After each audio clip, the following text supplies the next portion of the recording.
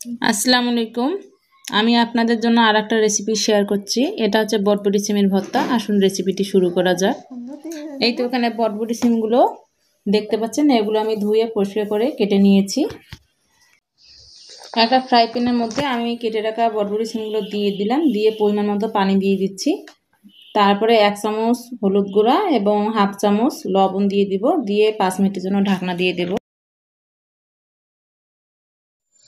এই তো 5 মিনিট পরে ফিরে আসছি। দেখুন বরবটি সিম থেকে পানিটা শুকিয়ে এসেছে, একটু নেড়ে চেড়ে নিচ্ছি। এই অবস্থাতে আমি এখন নামিয়ে ফেলবো এবং ঠান্ডা করে নেব। এইদিকে একটা ফ্রাই প্যানের মধ্যে আমি এখানে কয়েকটি রসুন, কয়েকটি কাঁচামরিচ এবং শুকনো মরিচ দিয়ে দিলাম, দিয়ে পরিমাণ মতো একটু সরিষার তেল দিয়ে দিলাম। দিয়ে দেওয়ার পরে কয়েকটি পেঁয়াজ কুচি দিয়ে দিলাম, দিয়ে দেওয়ার পরে একটু নেড়ে চেড়ে হালকা ব্রাউন কালার করে ভেজে নেব। এই তো ভেজে নেওয়া হয়ে গেছে, এখন আমি তুলে নিচ্ছি। আর এদিকে একটা মাটির বাটনা নিয়েছি, এখানে আমি বরবটি সিমগুলো একটা কাঠের গুঁড়ির সাহায্যে বেটে নিচ্ছি। আর ভেজে রাখা পেঁয়াজ রসুনগুলো আমি এখন দিয়ে দিলাম, দিয়ে আবার একটু বেটে নেব।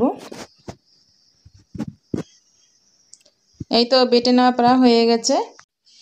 এটা আমার হাতে বানানো ঘি। ইচ্ছে করলে আপনারা আমার চ্যানেলটায় দেওয়া আছে এই রেসিপিটি, আপনারা দেখে নিতে পারেন। এই তো এখানে আমি 1 চামচ পরিমাণ ঘি দিয়ে দিলাম, এতে স্বাদটা একটু ভালো আসবে।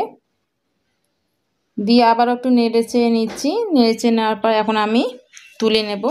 এই তো আমি তুলে নিয়েছি এবং গন্ধরাজ লেবু দিয়ে পরিবেশন করে দেখাচ্ছি কীরকম হয়েছে। রেসিপিটি ভালো লেগে থাকলে অবশ্যই লাইক করবেন এবং শেয়ার করবেন। পাশে রাখা বেল আইকনটি ক্লিক করবেন, অবশ্যই সাবস্ক্রাইব করবেন। আল্লাহ হাফেজ।